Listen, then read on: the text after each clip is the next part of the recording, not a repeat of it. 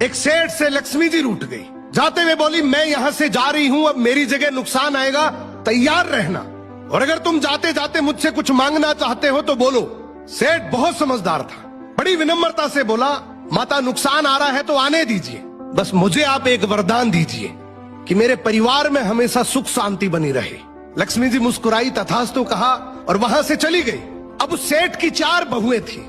कुछ दिनों बाद सबसे छोटी बहू खिचड़ी बना रही थी।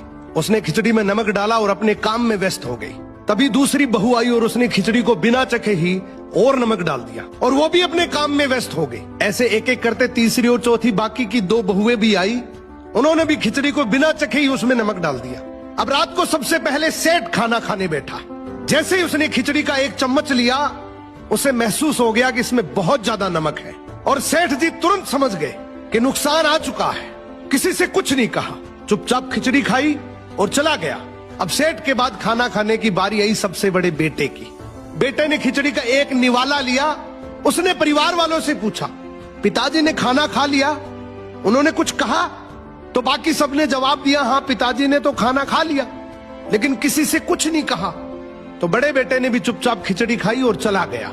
ऐसे ही करके परिवार के बाकी सारे सदस्य एक एक करके आए, अपने से पहले वालों के बारे में पूछा, कुछ नहीं कहा, चुपचाप खिचड़ी खाई और चले गए। अब रात को सेठ जी सो रहे थे, सपने में नुकसान आया और हाथ जोड़कर बोला, भाई मैं यहां से जा रहा हूं, मैं यहां नहीं रह सकता। तो सेठ जी ने पूछा, क्यों, क्या हो गया?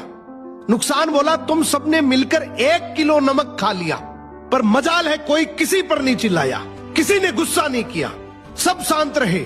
अब जिस परिवार में इतनी सुख शांति हो, आपस में इतना प्यार हो, वहां पर मैं नहीं रह सकता।